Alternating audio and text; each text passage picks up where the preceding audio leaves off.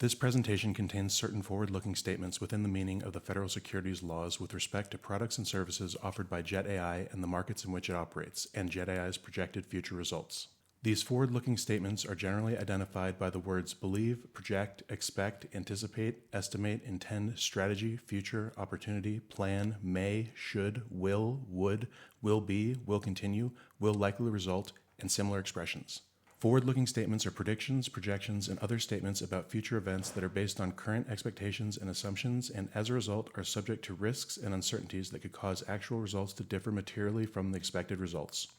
As a result, caution must be exercised in relying on forward-looking statements, which speak only as of the date they were made. Factors that could cause actual results to differ materially from those expressed or implied in forward-looking statements can be found in the registration statement on Form S-4 filed with the Securities and Exchange Commission, SEC, file number 333-270848, and other documents filed by Jet.AI from time to time with the SEC.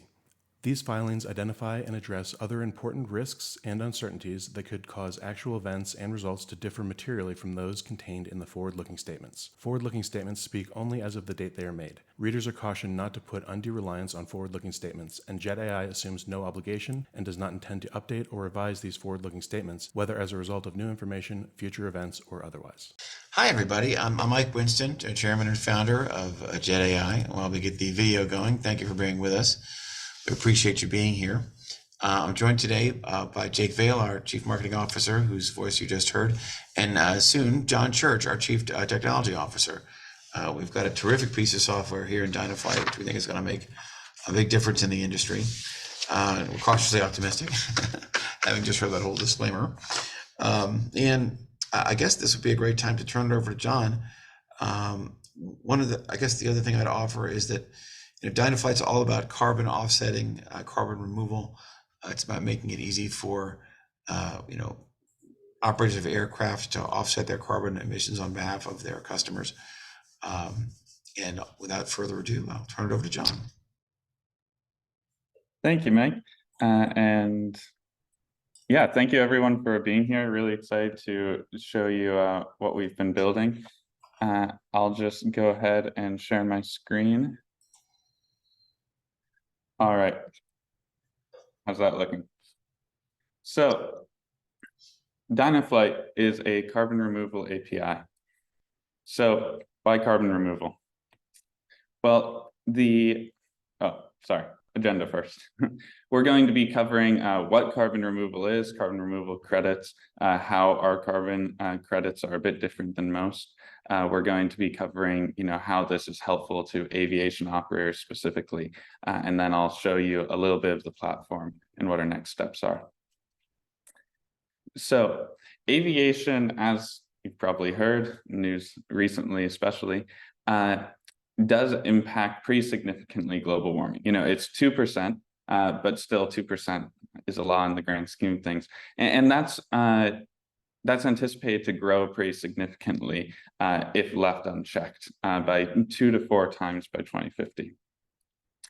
So when we were building out one of our recent products, CharterGPT, our booking application, we were looking for a way to track emissions for the application, to provide customers a way to, somehow mitigate their emissions. And we wanted to do all of this through an API. We didn't want to do this manually. And so when looking for a solution, we found some applications that you could use to purchase credits manually. There are some specifically for aviation that allow you to purchase credits manually. And we also found some APIs, some application interfaces that would allow you to purchase them, but not really specifically for aviation. They didn't have the other things that we needed, like, carbon emission tracking and estimation specifically for the aircraft that we were flying. So that's what we set out to build. Our solution is an API to allow aviation operators of all sizes to buy carbon offset removal credits, which is a special type of carbon offset that we'll get to in a second. So what specifically does our API allow operators to do? Well, operators are able to record emissions across their fleet so that they can accurately track what their fleet's actual impact is and accurately report what their fleet's impact is. They're able to estimate emissions before a flight even takes off. So that way, if a customer wants to know what the impact of a flight is going to be, or they want to know what the impact of a flight is going to be for their own optimizations, they're able to do that estimation before the flight ever takes place. They're able to do that, by the way, with over 250 aircraft, and our catalog of aircraft that we're able to estimate for is growing. And they're able to integrate carbon removal credit provisioning into their operations and user checkout. What that looks like is they can either do that through our own interface, they can do that programmatically when they're managing their emissions for their entire fleet, or they can integrate it into their checkout flow so that customers are able to purchase carbon removal credits at the time that they book the flight. And once those credits are provisioned, we offer online certificates that show where the credit was provisioned from, where in the process of provisioning it is, because there are a few stages to carbon credit provisioning. So why did we choose, CORCs, carbon removal offsets? Well, there are a couple of carbon mitigation strategies for aviation. There is alternative energy sources, that is finding a different source of energy to propel the plane, whether that be electric or hydrogen. And those are advancing, but at the moment, electric aircraft have a very short range, and hydrogen technologies are still rather volatile, especially for a passenger aircraft. So those technologies aren't quite there yet. And in any case, the lifetime of an aircraft means that many aircraft that are on the ground today using traditional fuels are going to be flying for a long time to come. And so alternative energy sources are, we're optimistic about them, but they're not a solution today. Sustainable aviation fuel, likewise, is a great way to mitigate carbon emissions. Basically, how that works is the matter that's used to produce the sustainable aviation fuel is not pulled out of the ground. It's some other type of bio waste that is synthesized into a fuel, and that way the carbon that you're putting into the air is carbon that would have been put into the air anyways, in a way, at least a portion of it. These are gaining traction, but currently they're limited in supply. It's hard to get them at reasonable prices, and there's just not enough of them right now. And so that leaves carbon offsets and carbon credits. This is where you realize you're putting some amount of carbon into the air, and so you purchase a credit for some amount of that carbon or the same amount of that carbon. And what that credit says is that somewhere else, somebody sequestered, avoided, somehow limited carbon production or removed carbon from the atmosphere in a way that you can claim is measurable to your carbon output. And so that's how many airlines today are trying to get to a net zero carbon emissions, as they say, well, we're putting this much carbon into the atmosphere, but we've purchased this many carbon credits, which means somewhere else somebody has done something and we've paid them for that to reduce carbon impact on the environment. Carbon credits, though, are mired in some controversy right now and have been for some time because there are different types of credits. Many credits are what are called carbon sequestration credits, or they go by many names. But these are the credits that are very inexpensive, a couple dollars, $17, $20 a ton. But what they often claim to do is to avoid future emissions. So you have this tract of forest and you promise not to cut it down, and you say that that means that you're avoiding the future emissions of cutting down the forest. Questionable whether you would have cut down the forest anyways, how much good that's doing, whether you should be paid for not doing that.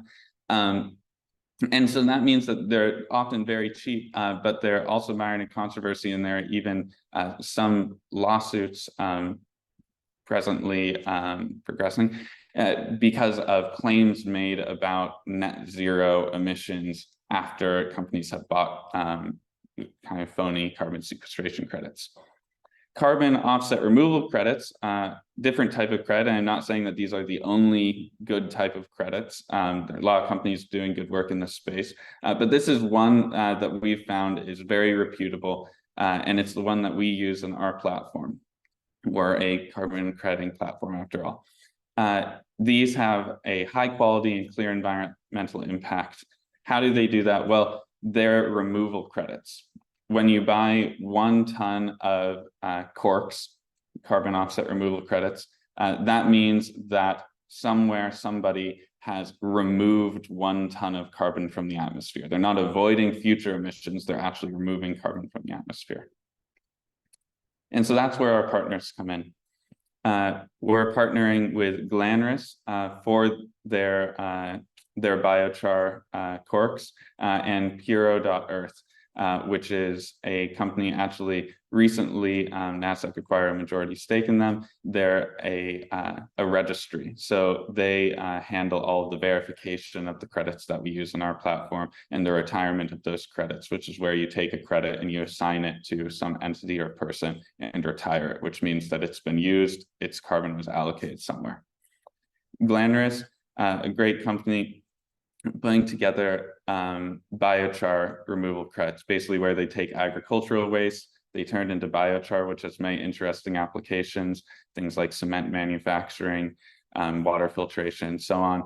And since they're taking agricultural waste that otherwise would have made carbon back into the atmosphere, and they're using it in one of these processes or burying it, they're actually taking carbon out of the atmosphere and sequestering it in a very demonstrable way. So what is the process for an operator to actually use DynoFlight? Well, all of these steps can be done through our API. That means that a developer could use our API to do all of this automatically in existing software suites and existing checkout flows. You know, you can use Zapier, tie it into your CRM, into Salesforce, however you want. You can also do it through our interface.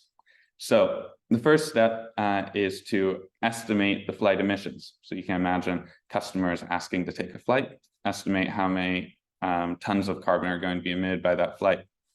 Step 2, you log the emissions. So for every flight that you take, you should be calling our logging endpoint so that you can see the impact of your fleet over time by recording the emissions. Step 3, provisioning a carbon removal offset credit. So optionally, once you've logged the emission, you can provision credits for some portion or all or more of the carbon emitted by that flight. When you do that provisioning, takes us to step 4, you get a certificate link back that you can show to your customer. You don't need to if you're not doing this for a customer, obviously, but you can show it to your customer, and that will show the customer information about the provisioning step, where the credit is, and so on. And then at the end of every month, we reconcile all payments for the platform. And so at that point, the credits are actually retired and put in the name of the operator that provisioned them after payment is made. So at this point, I'll quickly show you a bit of the platform. So this is our API, this is our Swagger documentation. This is actually available on our website now, if you'd like to take a look at it. And we have, a couple of groups of endpoints. So just to give you an overview of what our API is capable of, you are able to upload your fleet to the API so that you can easily use your fleet when making other requests, such as creating emissions for your fleet using just the tail number of your aircraft, the fuel type. We're able to support multiple different types of fuel, and the duration. You're able to call an estimate endpoint if you'd prefer to just get an estimation without recording the emission. Then you can create a carbon provision. So like I said, this means taking an emission, provisioning credits for that emission. And of course, programmatically seeing your invoices, seeing the aircraft models available in the platform, and seeing all the information about your company. Now, once you've been using the API for a while, you may be interested in seeing insights about the data. And so that's where our user interface comes in. This is the dashboard for DynoFlight, the interface that the partner gets access to, the operator. And so in here, you can provision API tokens. You can track your carbon emissions over time, see the details about your emissions, and so on. So at this point, we're very excited to open up our closed beta to our first couple of customers. And so our waitlist is now open at dynoflight.com. We're going to be rolling out access to our API over time to ensure that we have credits available for all of our customers. And so if you'd like to visit dynoflight.com, you can take a look at our API. You can sign up for our waitlist if you'd like. It's very easy, just right down here at the bottom. So thank you all so much for your time. And I think at this point, I will hand it back over to Mike. Thanks, John. And now we have video. So I just say that we actually have some carbon credits on board now today. So for example, if you wanted to get into the sandbox, build something, and then try it live, we can do it. And in the coming weeks, we'll be bulking up the speed and scale at which we can acquire the credits. But we do have some on hand right now. So if you wanted to become a customer today and buy some today, you could. But you probably want to figure out the API first. So we're excited about the release. It's a live product, that's pretty much it. So if you have questions, you can always come out to us directly. John, is there a good email address people can reach us at for questions about this? Sure, I think contact@Jet.AI would probably be the best. Be the way to go. You know, to the extent that you join the waiting list, we'll be reaching out to you with more information. And that's pretty much it. So I would actually point out in conclusion something that came across my desk the other day, which is that in between 2027 and 2035, it'll be mandatory for airlines to offset emissions from their international flights, with few exceptions, which comprises more than 90% of international aviation activity. And this is a rule that's being promulgated by ICAO, which is